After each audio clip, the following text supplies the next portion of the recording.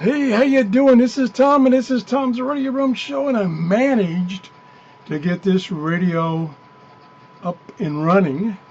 I've got my camera stretched across my workshop, so I'm using my camera's microphone to record my audio. And this is a Technical Materials Corporation GPR-90 shortwave radio.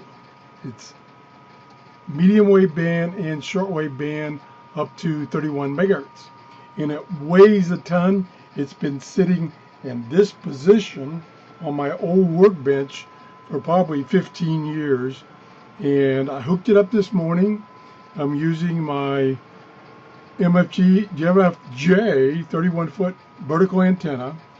I had to play around with the switches for 15-20 minutes before I could get anything, because they're obviously dirty, and I don't think I could get into it, because I think you have to slide the whole chassis out of the frame, and that ain't happening because it weighs like 50 pounds. So I can't clean the contacts. I cleaned them by moving them back and forth, back. Finally got some reception. I'm not sure exactly what frequency I'm on. I'm like 4.9 megahertz something. And I think this might be China radio out of Cuba. And it's coming in pretty good. So I wanted to show you this radio. I really love this radio. It was given to me several years ago by a friend of mine. And it has a bunch of knobs. Like I say, they all need to be cleaned. And I got to be careful I don't kick the camera. That's why I'm using Mr. Finger here to reach over. We could just start around here. Let's go. This is the audio gain. This is the RF selectivity. It's got a norm / crystal, 2 kilohertz, 1.5, 1.0, 0.5, and 0.25 kilohertz. I think it's on the 2 kilohertz, or in this case, it's a cycles range. This is the crystal phase. I'm not sure what you do with that. Probably has associated with putting this on the crystal mode. Main tuning dial here, very, very smooth tuning.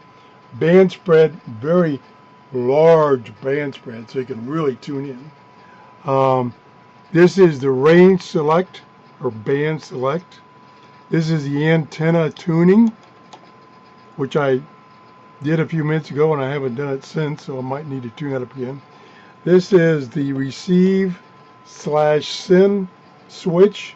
If you have this set up with a transmitter, you want to transmit, you need to put it in send so it doesn't overload the radio. This is the AVC on or manual. This is the noise limiter, on or off. This is the BFO if it receives single sideband. This is not marked. I'm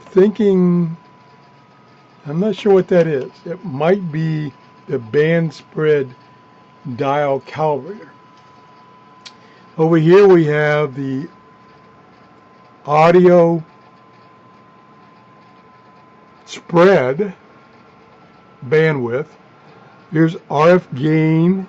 This is the BFO pitch when you're tuning single sideband. This is the auto selector. You can modify the audio itself as far as bandwidth reception. That's about it. Oh, I missed this one here. This is maybe these two are for fine-tuning the 2 tuning dials. Maybe that's what that's for. I did find a manual, and the manual was copyrighted in 1957. So that gives you an idea of the vintage of this. I think that's about it. I can turn it back on, or the audio back up, and see what we can get. Again, the switches need cleaning really bad. I'm not going to be able to do that, unfortunately. So let's just turn the audio back up.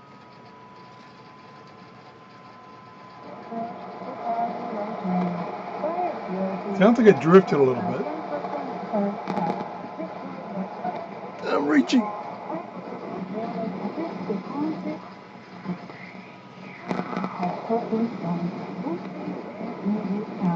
Signal's kind of going away. It's 8:20 in the morning, so I can receive this station really good early in the morning, but after 8 o'clock it starts fading out. I'll just see if I can find anything else. I couldn't find WWV for some reason. Boy, this is a stretch for me. There it is. I had it there for a second. There it is. Now, let's see if I can get the dials. I got this on 0, and that is reading about 5.15. So let me see. Yeah, it does turn it off, I think, or I just bumped it. It's a long reach for me. I lost it now. There it is. Canada. Oh, it's Canada. 12 hours. That's why it's not on 5 megahertz. I don't know what frequency this is.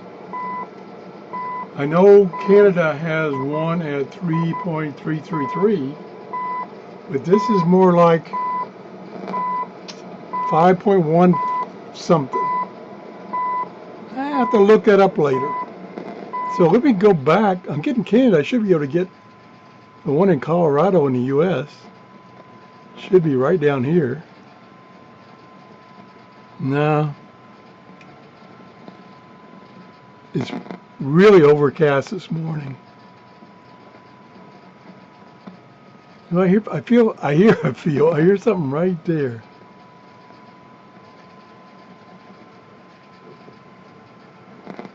No, I'm not being able to get it. Anyway, I think that's about it. Nice radio. I was really appreciative of the gentleman that gave me this radio. And as you can see, I keep it covered up with this towel. And it's in pristine condition, except it does need all the switches and dials cleaned, which I will not be able to get to this because I'd have to pull this, take these screws out, and I think this slides out of the chassis. And it is heavy. I cannot even attempt to even try to just lift it up a little bit. It's too heavy. And of course I've got a toolbox above it, which is pretty light. There's just a little bit of stuff in that toolbox. It's not that heavy. But that's it. Thanks for watching. If you enjoyed this show, please give me a thumbs up and have a great day. Bye-bye.